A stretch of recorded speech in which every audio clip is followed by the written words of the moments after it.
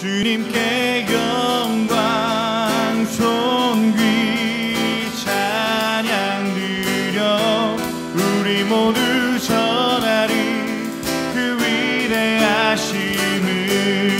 주님께 영광, 주님께 영광 존귀 찬양 드려 우리 모두 전하리 그 위대하심을. 우리가 위대하신 하나님을 찬양하기 원합니다. 우리가 예배 가운데 하나님을 예배할 때, 하나님을 높일 때 하나님께서 우리와 함께 하십니다. 함께 고백합시다. 모든 세대마다 자녀들에게도 주의 크신 힘과 그의 능력을, 주의 신실하심, 주의 영광을 전하리. 또 우리 전하리 모든 세대에게 주의 자비하심과 풍성한 그 사랑, 그때 모두 주의 행하신 송축해. 우리 한 번 더 고백해볼까요? 모든 세대마다 자녀들에게도 주의 크신 힘과 그의 능력을, 주의 신실하심, 주의 영광을 전하리. 또 우리 전하리 모든 세대에게 주의 자비하심과 풍성한 그 사랑, 그때 모두 주의 행하심 송축해. 주님께 영광, 주님께 영광 존귀 찬양 드려 우리 모두 전하리 그 위대하심을. 주님께 영광, 주님께 영광 존귀 찬양 드려 우리 모두 전하리 그 위대하심을.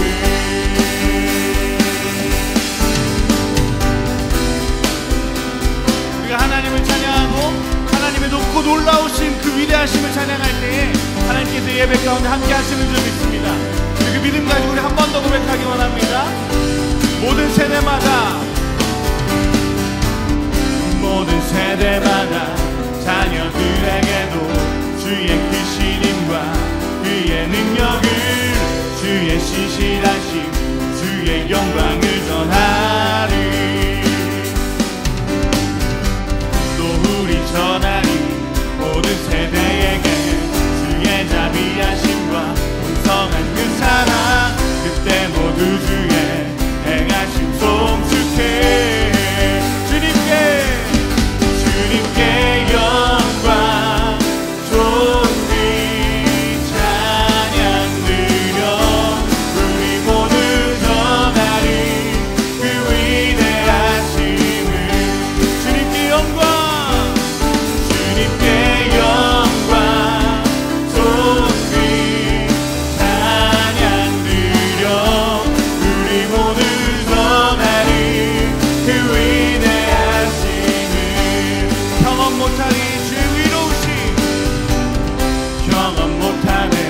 주의 의로우심, 비교할 수 없네 무한한 그 능력, 주님의 약속은 영원히. 낙심한 자들을 일으켜주시며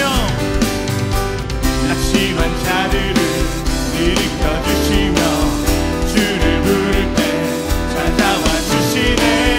우리 모두 주의 그 이름 찬양해. 주님께 영광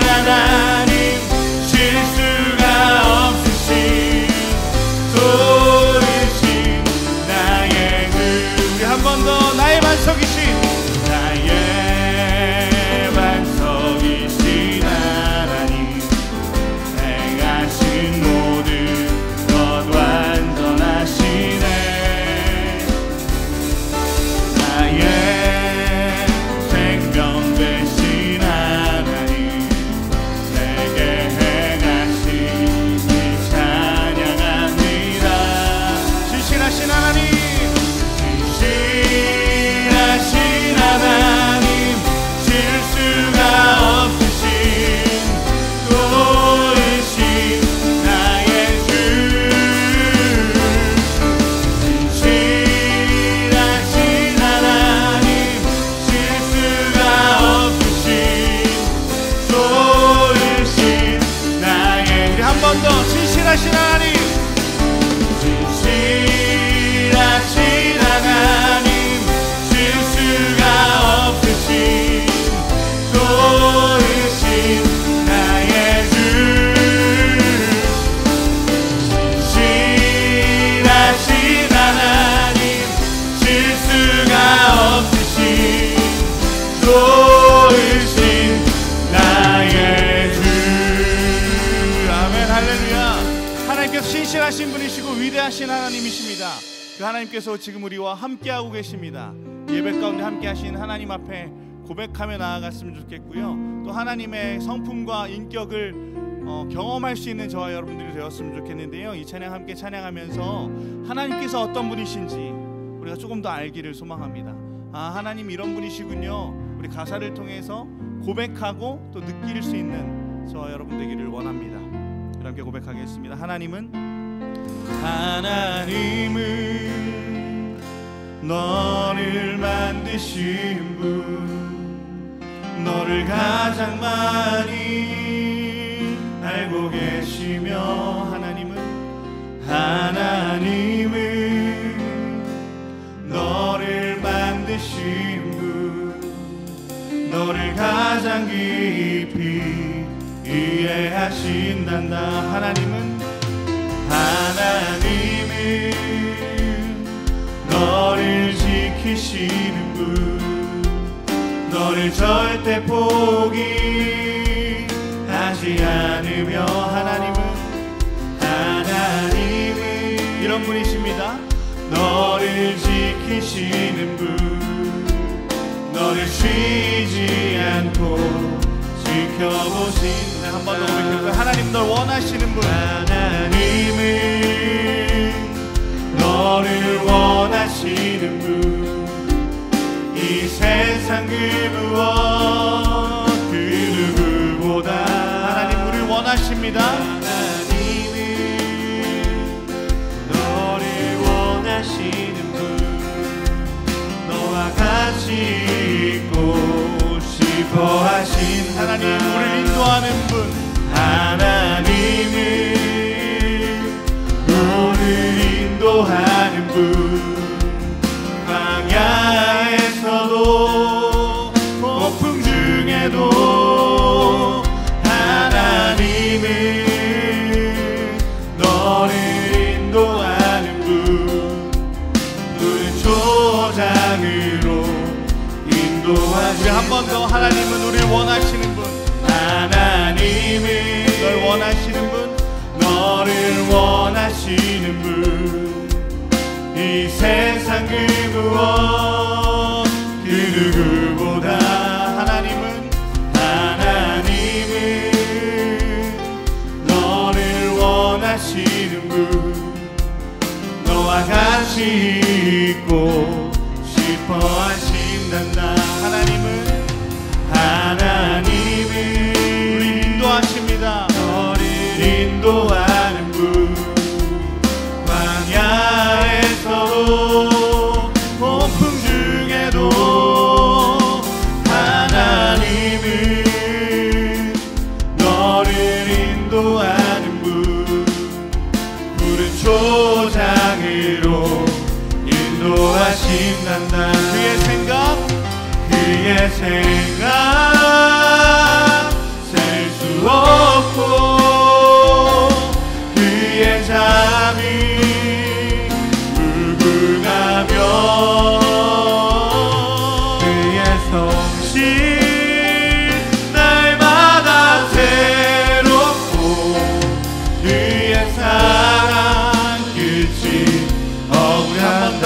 그의 생각 셀 수 없고, 그의 생각 셀 수 없고, 그의 잠이 무궁하며,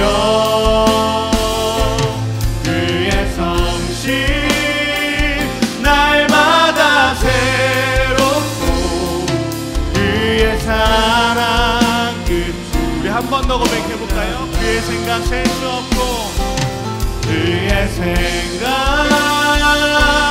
셀 수 없고 그의 답이 무궁하며 그의 성실 날마다 새롭고 그의 사랑 끝이 없단다. 주의 말씀 앞에서 주의 말씀 앞에서 당신은 참된 예배자 그토록 찾으시던 하나님의 기쁨. 우리 한 번 더 주의 말씀 앞에서 주의 말씀 앞에서 여러분을 축복합니다. 참된 예배자 그토록 찾으시던 하나님의 기쁨. 이 세상을 향한 거룩한 생명빛 되어 이 세상을 향한 구원의 소망 되어 영원한 하나님의 나라 함께 세워가니. 주의 부르심 따라 주의 부르심 따라 당신의 삶을 드릴 때 세상은 당신 안에서 주의 영광 보리라. 이 세상을 이길 주님의 군사 되어 이 세상을 섬길 주님의 손과 발 되어 영원한 하나님의 나라 함께 세워 이 세상을 향한 거룩한 생명빛 되어 이 세상을 향한 거룩한 생명빛 되어 이 세상을 위한 구원의 소망 되어 영원한 하나님의 나라 세워가니. 우리 옆에 사람들과 인사했으면 좋겠는데 하이파이브 하면서 이렇게 인사합시다. 당신을 축복합니다. 당신을 축복합니다. 네. 한 번 더 인사합시다. 하나님께서 당신을 사랑하십니다. 네, 좋습니다. 기도하겠습니다. 하나님 감사합니다. 오늘도 귀한 주일 맞이하여서 함께 하나님께 예배의 처소에 왔습니다. 예배 가운데 하나님의 사랑을 느끼고 또 하나님의 성품을 경험할 수 있는 예배가 될 수 있도록 주님 인도하여 주시옵소서. 이 바이블 예배 가운데에 위로가 필요한 이들에게 위로의 하나님으로 또 새 힘이 필요한 이들에게 새 힘 주시는 하나님으로 또 하나님 만져주심이 필요하신 하나님에게 위로자로 또 다시 일어나야 하는 이들에게 하나님 또 인도하심의 하나님으로 역사하여 주시옵소서. 예배 가운데 역사하실 하나님의 은혜를 기대하며 나아갑니다. 감사드립니다. 예수님의 이름으로 기도합니다. 아멘. 너무 반갑네요. 왜냐면 제가 병원에 있다가 나왔어요. 지난주에 여러분 잘 기도해 주셔서 은혜 가운데 수술 잘 마쳤고 그다음에 시간만 지나면 잘 회복된다고 했으니까 또 이 자리를 빌어서 기도해 주신 모든 분들에게 감사한 마음 전합니다. 제가 또 다 회복하고 또 좋은 소식 전하도록 하겠습니다. 이어서 오늘 두 가지 광고가 있습니다. 첫 번째 광고는요. 오늘 우리 걷기 축제가 있잖아요. 걷기 축제가 두 가지로 이루어질 텐데 19시부터 오후 2시까지는 앞쪽에서 보면 축제 외 먹거리 그런 장터가 있을 거예요. 거기서 부모님들과 함께 충분히 즐기시면 되고요. 그 다음에 2시부터 탄천, 우리 교회에서 내려가면 바로 있는 탄천 있잖아요. 거기서부터 행사를 시작하도록 할 예정입니다. 그러니까 걷기 축제에 참여하실 분들은 오후 2시에 탄천에서 모여주시길 부탁드립니다.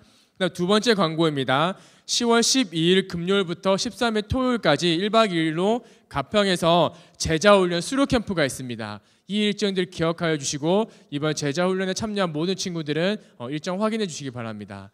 그럼 오늘 또 말씀을 제가 드리려고 하는데요. 오늘 말씀을 전해주실 우리 김승용 전사님을 우리 말씀을 기대하는 마음을 담아서 박수로 이 자리에 초청하도록 하겠습니다.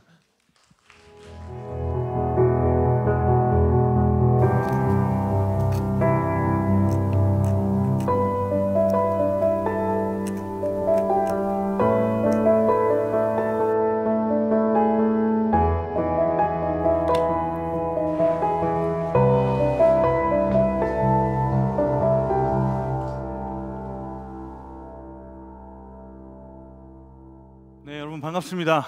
반갑습니다. 네, 좋습니다.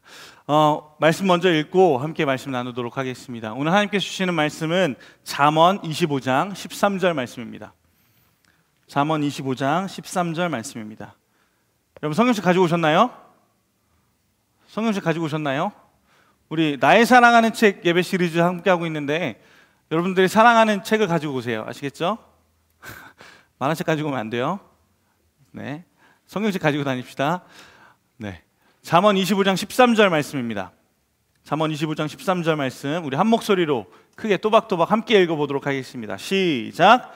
충성된 사자는 그를 보낸 이에게 마치 취소하는 날에 얼음 냉수 같아서 능히 그 주인의 마음을 시원하게 하느니라. 아멘. 우리 한 번 더 읽어봅시다. 시작. 충성된 사자는 그를 보낸 이에게 마치 추수하는 날에 얼음 냉수 같아서 능히 그 주인의 마음을 시원하게 하느니라. 아멘. 자, 여러분 한 주간 잘 보냈나요? 시험 보고 있죠? 시험 봐야 하는 친구들도 있고 시험 본 친구들도 있고 시험 보는 중인 친구들도 있고, 그죠? 세 가지 케이스가 다 있어요, 그죠? 중학교 1학년은 시험을 안 보는 친구들이고 아예 이번 수행평가로 근데 늘 바쁘다고 해요. 중학교 1학년들은 너무 부러워하지 마세요. 자, 오늘은 우리 충성스러운 사신이라는 제목을 가지고 함께 은혜를 나눠보고자 합니다. 먼저 전사님 영상을 좀 준비했거든요. 영상을 준비했는데 이 영상을 써도 될까 말까 사실 좀 고민했는데 1박 2일에 나왔던 영상이에요. 근데 1박 2일이 12세 관람 가더라고요. 그래서 써도 되겠다 싶어서 전사님이 영상을 갖고 왔습니다. 영상을 먼저 보고 설교를 이어가도록 하겠습니다. 재밌죠? 사실 이 영상 보면서 걱정이 하나 들었어요. 첫 번째는 앞에 얘기한 대로 이거 써도 되나 싶은 걱정 하나랑 이것보다 재밌게 설교를 할 자신이 없는 거예요. 왜냐면 지금 봐도 전사님 지금 한 6번째 보는 건데도 지금도 웃겨요. 자, 그런 걱정들이 있었는데 뭐 상관없이 일단 함께 말씀을 나눠보고자 합니다. 여러분들 취향일 줄 알았어요. 그래서 이 영상을 가지고 왔습니다. 자, 여러분들 처음에 영상을 보면 처음에는 팽이치기로 시작한 말이 뭘로 끝났죠? 네, 이상한 말로 끝났어요. 팬티지림이라는 이상한 말로 끝났어요. 자, 이처럼 우리는 말이 참 중요해요. 무슨 얘기를 하려고 하는지 알겠어요? 말이 참 중요해요. 우리는 말을 통해서 서로 소통하기도 하고 지식이나 정보, 사실을 전달하기도 해요. 그렇죠? 그런데 이 말에 오해가 생기면 방금 본 것처럼 크고 작은 문제가 생겨요. 방송인들도 이 말을 방송에서 해도 되나 싶은 말로 변하기 시작하잖아요. 그렇죠? 이렇게 크고 작은 오해가 생기면 크고 작은 문제들이 생깁니다. 그런데 삶을 살다 보면 중간에 말을 전해야 되는 때가 있어요.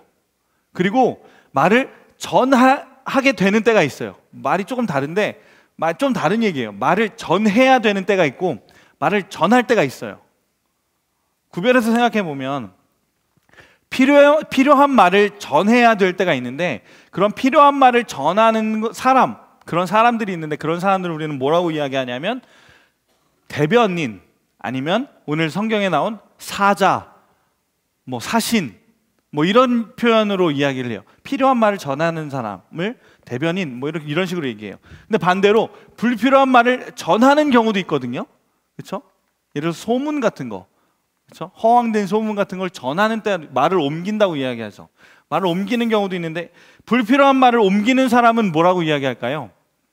뭐 푼수라고 이야기하기도 하고 뭐 입이 가벼운 사람이라고 이야기하기도 하고 뭐 소문의 발상지라고 이야기하기도 하고 뭐 이렇게 이야기를 합니다. 완전 필요한 말을 전하는 사람과 필요 없는 말을 전하는 사람은 완전하게 구별이 돼서 불러져요. 그래서 전혀 이미지도 다르게 나타나요. 왜냐하면 말은 잘못 전하면 방금처럼 잘못 전하면 전혀 다른 뜻이 되기 때문이에요. 말은 잘못 전하면 전혀 다른 뜻이 되기 때문이에요. 특히 오늘 말씀에는 사자라는 표현이 있습니다. 사자라는 뜻을 전사님이 이제 사전에 찾아봤어요. 첫 번째 나오는 게 뭘까요? 어흥사자예요. 당연히 어흥사자예요. 그런데 그 사자 말고 정말 이 말씀에서 하고 싶은 사자에 대해서 단어가 궁금해서 단어를 전사님이 좀 검색을 해봤더니 어떻게 나오냐면 법률사전에도 있더라고요. 법률사전에 사자는 뭐라고 나오냐면 정확하게는 이래요. 타인의 확정된 의견을 대신 전달하는 사람을 사자라고 이야기하더라고요. 법률 용어에서. 타인의 확정된 의견을, 그러니까 변하지 않는 타인의 정확한 의견을 대신 전하는 사람을 사자라고 이야기해요. 그런데 오늘 말씀에 충성된 사자라고 이야기해요. 이것이 우리에게 이야기하는 내용이죠. 우리는 충성된 사자가 되어야 한다. 그럼 충성된 사자는 뭘까에 대해서 생각하면서 말씀을 함께 나눴으면 좋겠습니다. 사자는 방금 이야기한 대로 대신 전하는 사람, 대표적으로는 뭐 앞에 이야기한 것처럼 대변인 정도가 될 수 있겠죠. 자, 예를 좀 구체적인 예를 좀 하나 들어볼게요. 요즘에 남북 정상회담 아니면 뭐 통일에 대한 이슈가 많이 있어요. 여러분들 뭐 뉴스를 통해서 또 매스컴을 통해서 인터넷 기사를 통해서 많이 볼 것 같아요. 그런데 자, 만약에 남북 정상회담 이후에 청와대가 이제 공식 입장을 발표하는데 대변인이 나와서 이야기하는데 남북 정상회담에서 나왔던 이야기가 아니고 또 대통령의 생각 아니면 정부의 공식적인 생각이 아닌 전혀 다른 이야기를 대변인이 나와서 하게 되면 어떻게 될까요? 어떻게 될까요? 아주 큰 문제가 생기겠죠. 평화를 위해서 남북 정상회담을 했는데 그 일 때문에 오히려 평화가 깨져버릴 수도 있는 상황이 일어날지도 몰라요. 그래서 이렇게 중요한 사안에 대해서 지금 요즘에 어떻게 하고 있죠? 뭐 어떤 정치적인 이야기를 하려는 건 전혀 아니에요. 요즘에는 그래서 어떤 중요한 사안, 남북 정상회담이나 아니면 어떤 중요한 사항이 있을 때 어떻게 하죠? 나라에서 대통령이 직접 나와서 브리핑을 해요. 왜요? 말이 혹시 잘못 전달될까 싶어서. 그리고 그 나눴던 이야기들을 정말 마음 그대로 전달하고 싶은 마음인 것 같아요. 그렇죠? 대통령이 직접 나와서 대변인을 세우지 않고, 중요한 일일수록 대변인을 세우지 않고 대신하는 사람을 세우지 않고 직접 나와서 직접 이야기합니다. 왜 그럴까요? 계속 강조하고 있는 것처럼 말은 잘못 전달되면 전혀 다른 이야기가 되기 때문입니다. 너무 거창한가요? 그럼 여러분들 삶 속에서의 문제들을 한번 예화로 들어볼게요. 여러분들 친구가 한 3명 정도 있는데, 내 친한 친구와 그 또 같이 친한 친구 3명이 있는데, 내가 A라는 친구에게 야, B라는 친구 나는 너무 좋은데, 다 마음에 드는데 이게 조금 서운하더라. 다 좋은데 너무 좋아. 나 이 친구 너무너무 좋은데, 너무너무 좋고 너무너무 소중한데 이 부분만이 조금 내가 서운한 점이 있었어 라고 내가 A라는 친구에게 B라는 친구에 대해서 이야기했어요. 근데 A라는 친구가 B라는 친구에게 이렇게 얘기하는 거예요. 야, 제가 너 이게 싫대. 이래버리면 어떻게 될까요? 어떻게 될까요? 친구 관계가 그때부터 이제 깨지기 시작하겠죠. 금이 가기 시작하겠죠. 이렇게 말은 잘못 전하면 어려움이 생겨요. 그런데요, 꼭 말만 이런 것이 아닙니다. 어떤 경우는 꼭 말이 아니더라도 그 사람에 빗대어서 표현되는 것들이 있습니다. 그 사람에 빗대어서 표현되는 것들이 있습니다. 사람 자체가를 보고 아, 이렇겠구나라고 이해하는 것들이 있습니다. 예를 들면 이런 거예요. 공공장소에서 너무 버릇없게 행동하거나 막 이러면 사람들이 그 사람들 흉을 보면서 뭐라고 이야기하죠? 이렇게 이야기하는 경우가 있어요. 저 사람은 가정교육도 제대로 못 받았나 봐 라고 흉 보는 경우가 있어요. 그렇죠? 너무 지나치다 싶으면. 그러면 뭐가 되는 거예요? 내가 우리 가족의 대표가 되어서 비춰진 거예요. 내 모습을 통해서 가족의 모습들을 사람들은 바라보게 된 거죠. 그렇죠? 이해가 되나요?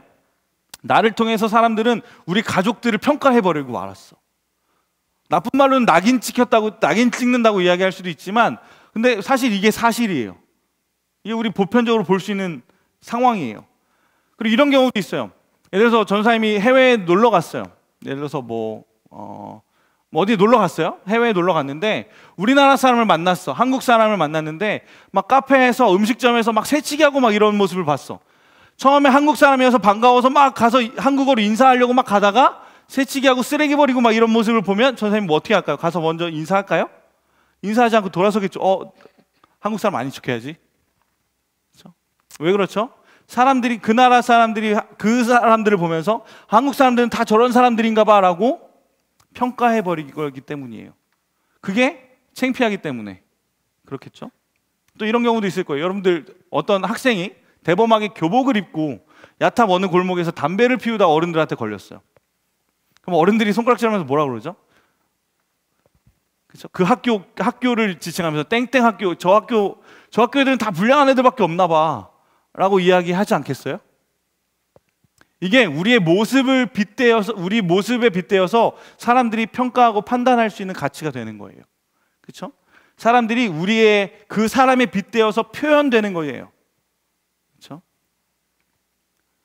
이것을 보면서 참 씁쓸하기도 해요, 사실.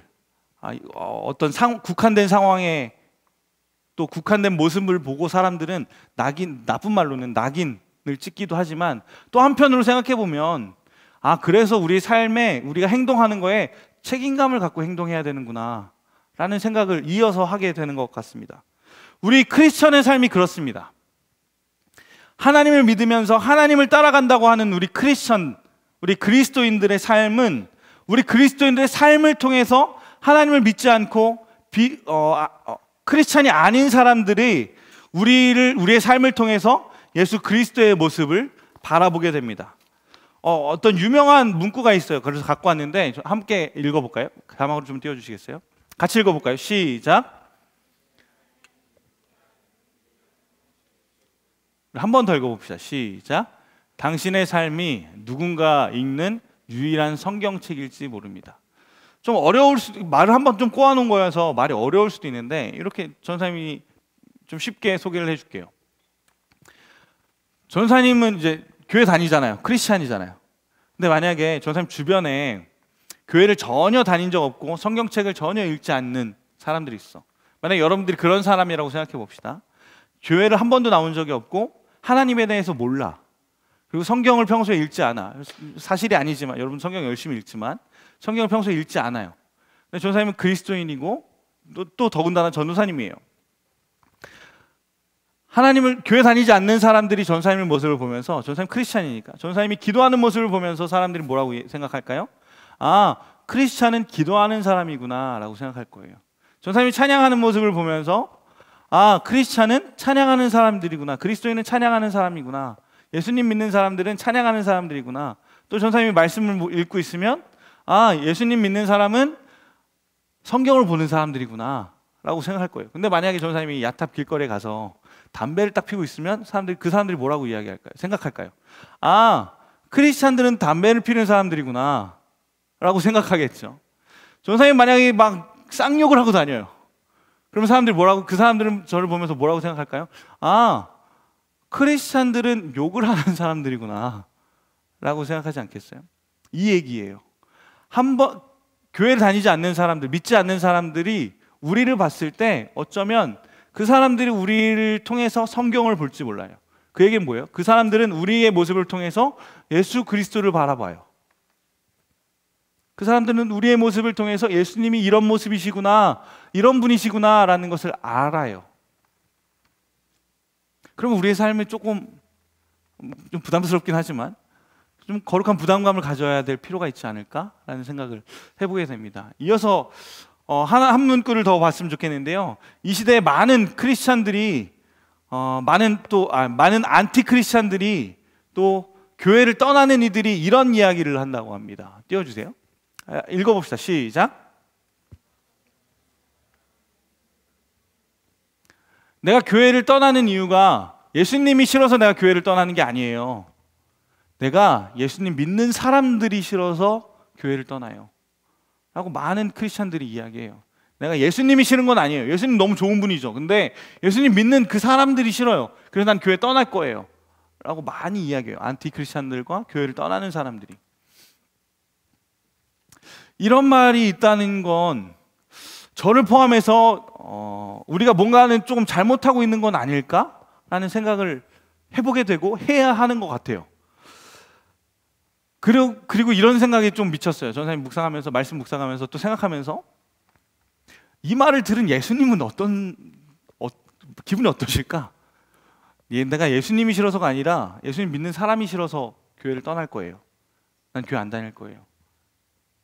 이 말을 들은 예수님의 마음은 어떠실까라는 생각을 전사님 좀 해보게 됐어. 어떨 것 같아요, 여러분?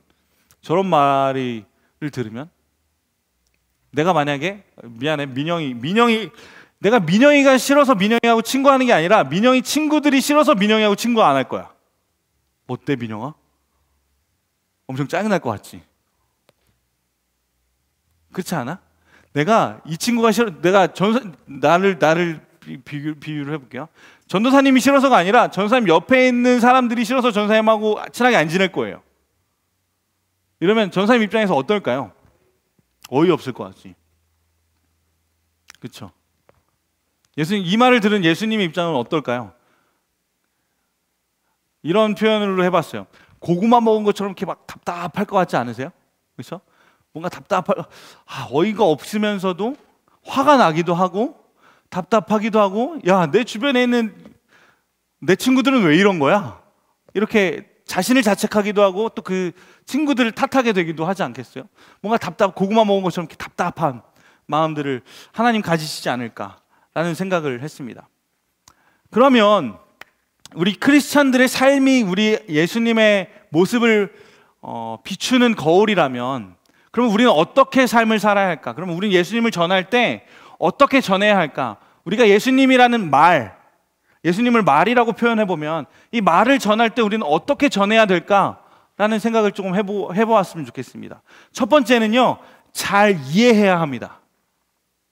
말을 전하려면 말을 잘 이해해야 돼요. 아까 박준영이 맞죠?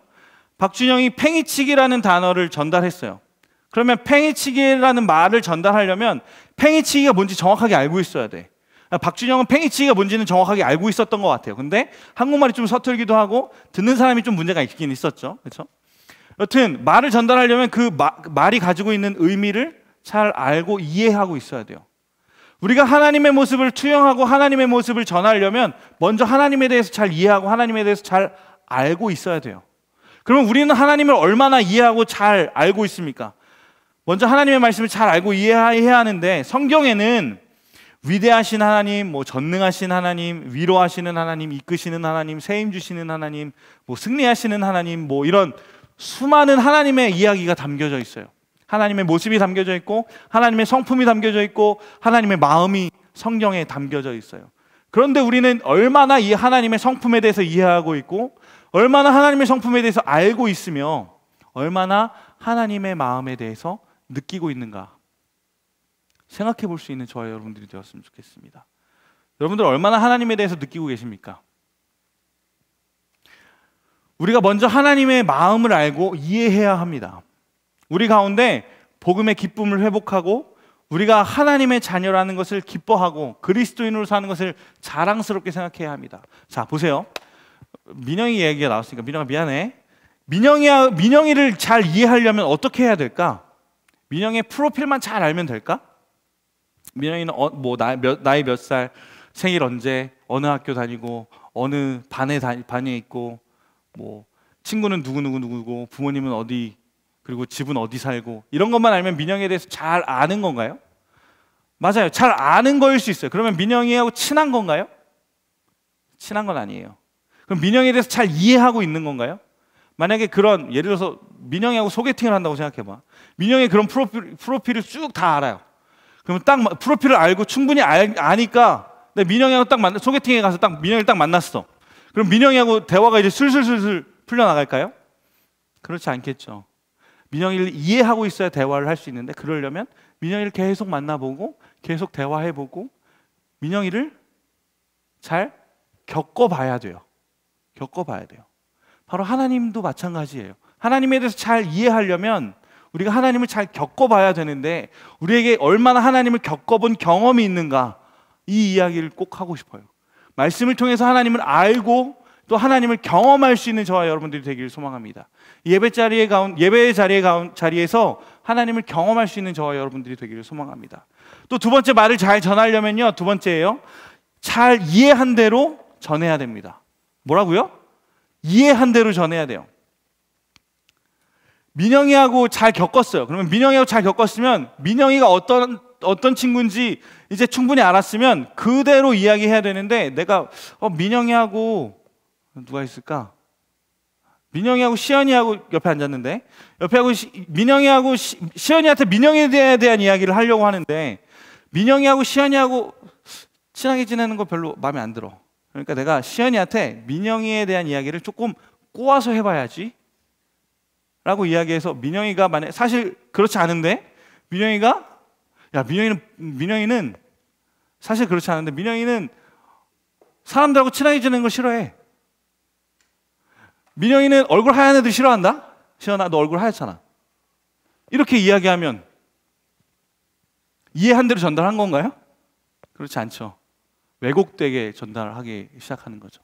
두 번째는 말을 잘 전달하려면 이해한 대로 전달해야 됩니다. 제가 좋아하는 표현이 있습니다. 고린도전서에 보면 우리 크리스찬들을 향해서 그리스도의 편지라는 표현을 해요. 그리스도의 편지다라는 이야기를 해요. 아무리 좋은 글귀로 쓴 연애 편지라고 해도 어떤 글씨로 어떤 편지지에 쓰냐에 따라서 그 편지가 전달할 수 있는 내용이 달라요.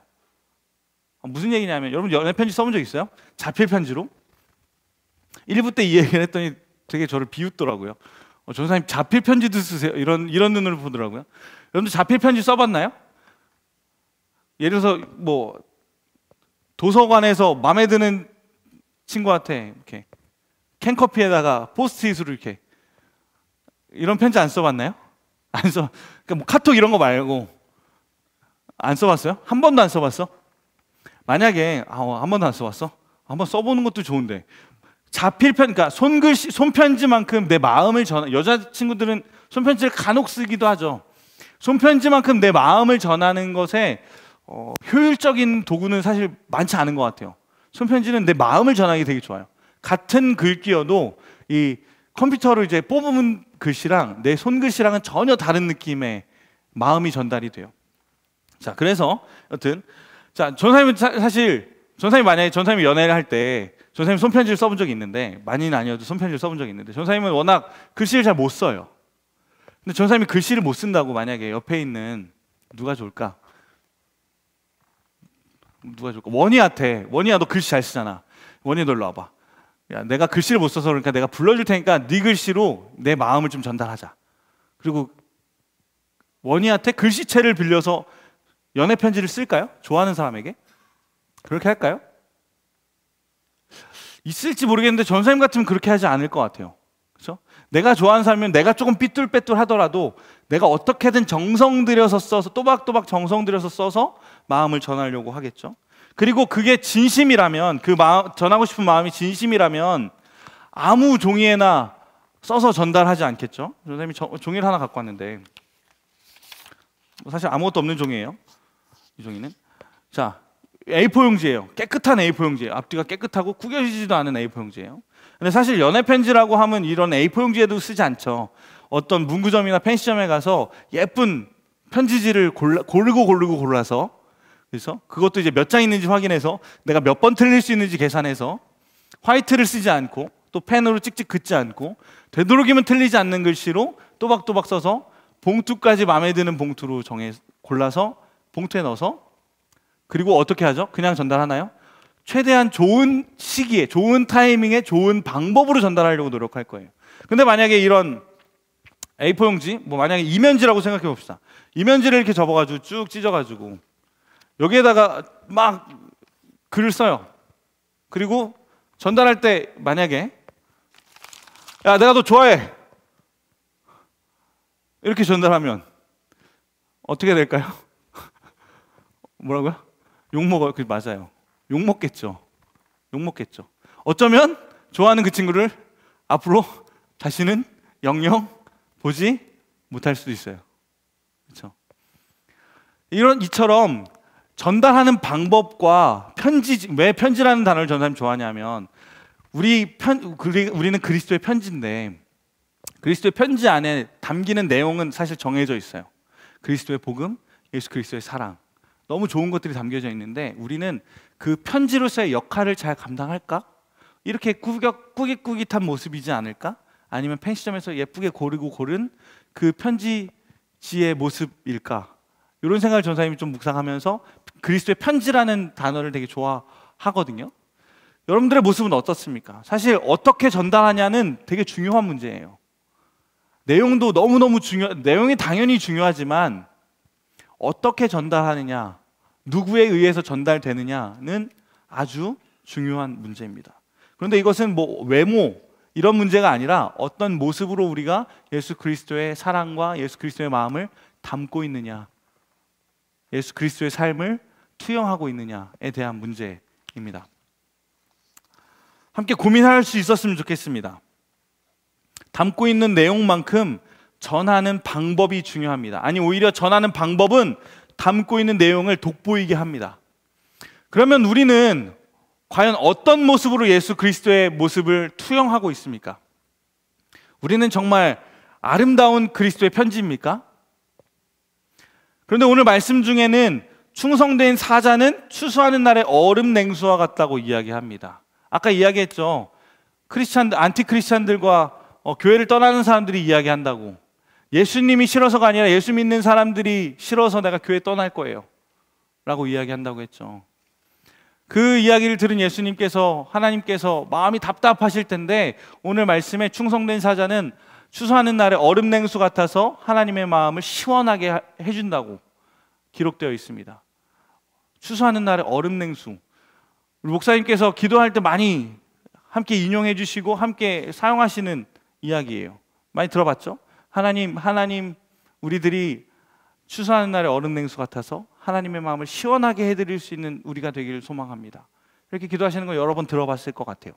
그럼 추수하는 날에 얼음 냉수 같은 그 답답한 마음에 얼음 냉수 같다는 건 뭘까요?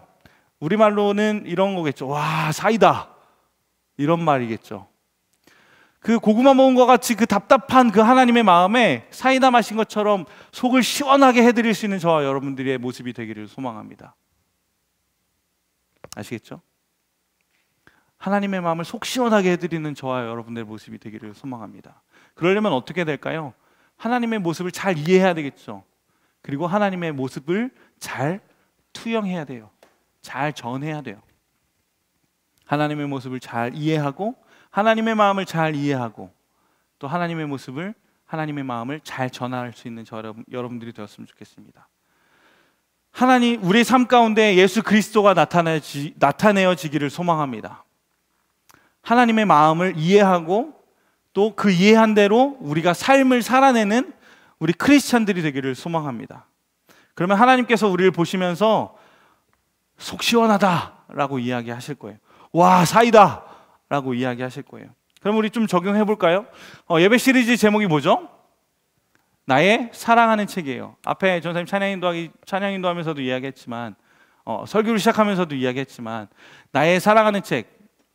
목사님하고 전사님들이 나의 사랑하는 책이라고 예배 시리즈를 정하면서 나의 사랑하는 책이 뭐기를 바라면서 정했을까요? 여러분들이 사랑하는 책이 뭐예요? 만화책인가요? 소설책인가요? 교과서인가요? 그렇진 않죠. 나의 사랑하는 책이 뭐였으면 좋겠다고 생각하면서 예배 시리즈를 정했을까요? 나의 사랑하는 책, 바로 뭘까요? 성경책. 나의 사랑하는 책이 바로 말씀입니다. 성경입니다. 우리 성경을 보면서 나의 사랑하는 책으로 여길 수 있는 여러분들이 되었으면 좋겠어요. 그래서 나의 사랑하는 책을 가지고 다니고 나의 사랑하는 책을 묵상하고 나의 사랑하는 책을 통해서 하나님을 바라보고 그 하나님을 바라본 대로 그대로 삶을 살아낼 수 있는 여러분들이 되었으면 좋겠습니다. 하나님의 말씀을 나의 사랑하는 책으로 만드십시오. 우리 함께 찬양했으면 좋겠는데요. 자주 나눴던 찬양이에요. 소원이라는 찬양이에요. 소원이라는 찬양을 보면 가사에 이런 가사가 있어요. 주님, 내가 주의 장막을 사모합니다. 오직 주의 임재를 갈망합니다. 주의 집에서의 하루가 다른 곳에서의 첫날보다 나으니 주의 사랑 안에 머물며 주의 사랑을 노래합니다. 여러분, 하나님의 사랑 안에 머물며 사랑을 노래한다는 말이 참 그냥 말로만 예쁜 게 아니라 그 상상을 해보세요. 하나님의 그 푸근함과 그 하나님의 그 아름다우심과 그 하나님의 그 사랑스러움 안에 있다는 것. 여러분, 그런 생각해 보셨나요? 사랑받고 있는 느낌, 하나님의 사랑받는 느낌, 그 느낌 안에 있기 원합니다. 그게 그냥 상상으로 끝나지 않고 그게 경험으로 있었으면 좋겠어요. 우리 그런 고백을 담아서 함께 고백했으면 좋겠는데요. 먼저 이 자리에 하나님의 예수 그리스도의 복음에 대해서 확신이 없거나 또 하나님의 사랑을 저는 경험한 적이 없어요, 저는 하나님이 어떤 분이신지 아직 잘 모르겠어요 라고 하는 친구들이 있다면 우리 하나님을 사모하는 마음을 가지고 함께 찬양했으면 좋겠습니다. 하나님, 내가 하나님을 좀 더 알기 원합니다. 하나님을 느끼고 경험할 수 있기를 원합니다. 이런 마음 가지고 찬양했으면 좋겠고요. 혹시 은혜의 경험이 있고 하나님의 사랑의 경험이 있는 친구들은 하나님, 혹시 내가 그 사랑을 잃어버리고 살진 않습니까? 내가 하나님의 사랑 안에 있기 원합니다. 이제 사랑 안에 있다가 바깥에 나와 있었는데 다시 안에 들어갈게요. 하나님, 내가 사랑 안에 거하는 사람들이 되기 원합니다.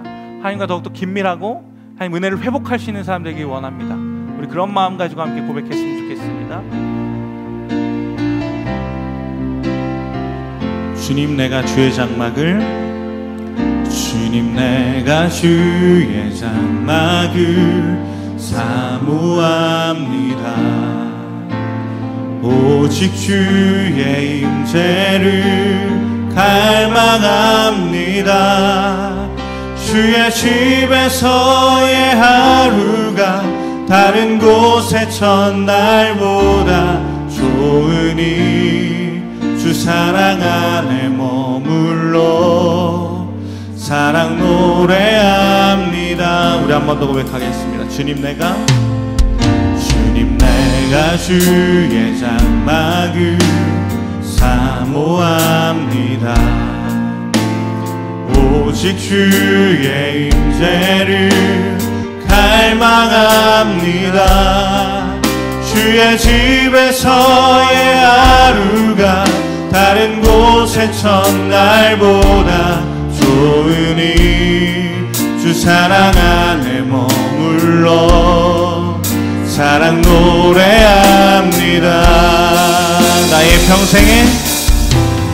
평생에 단 한 가지 소원, 주의 아름다우심 보며 사랑 노래하는 것, 나의 왕 되신 주님의 얼굴 구하며 주 사랑 안에 머물러 사랑 노래합니다.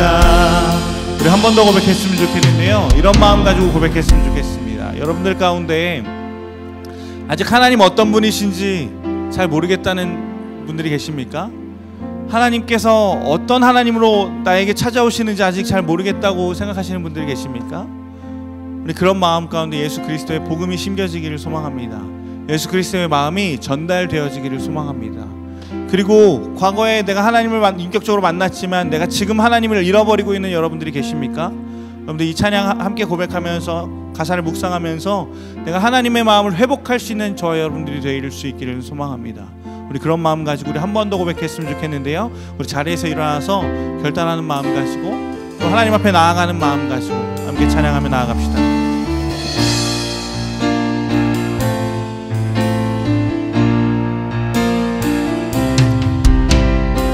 주님, 내가 주의 장막을 사모합니다. 주님, 내가 주의 장막을 사모합니다. 오직 주의 임재를 갈망합니다. 주의 집에서의 하루가 다른 곳의 첫날보다 좋으니 주 사랑 안에 머물러 사랑 노래합니다. 주님, 내가 주의 장막을, 주님, 내가 주의 장막을 사모합니다. 오직 주의 임재를 갈망합니다. 주의 집에서의 하루가 다른 곳의 첫날보다 좋으니 주 사랑 안에 머물러 사랑 노래합니다. 나의 평생에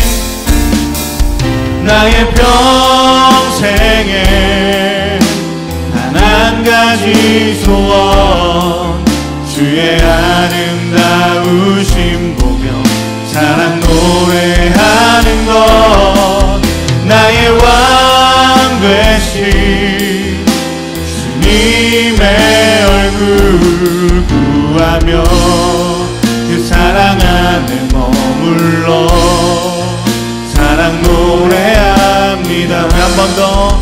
나의 평생에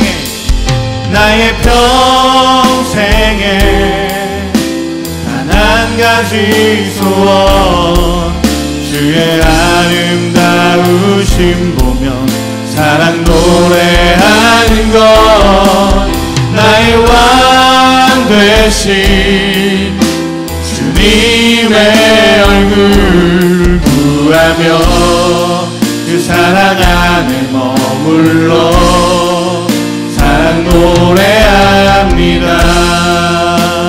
아멘. 오늘 말씀을 들으면서 이 한 문장이 제 마음속에 남습니다. 당신의 삶이 누군가에게 읽는 유일한 성경책일지도 모릅니다. 아침에 예배팀들하고 나누었던 묵상인데요, 아이패드를 업그레이드하고 나니까 소프트웨어에 스크린 타임이라는 게 생겼습니다. 아마 아이폰 가지신 분들은 무슨 뜻인지 이해하실 거예요. 제가 이 화면으로 한 주 동안 무엇을 봤는지 분석해주는 거예요. 네, 제가 아까 병원에 있었다는 것 감안하시고 들어주시기 바랍니다. 제가 이번 주에 총 31시간을 아이패드를 썼는데 그 중에 11시간 11분을 넷플릭스에서 썼습니다. 네, 밀린 미드를 다 봤습니다. 그리고 6시간 30분을 한컴, 그러니까 문서 작업하는 데 썼더라고요. 그리고 그 다음으로 많이 본 게 설교 준비한다고 3시간 20분을 유튜브를 봤습니다. 이거를 볼 때 제 삶은 넷플릭스와 유튜브를 보는 삶입니다.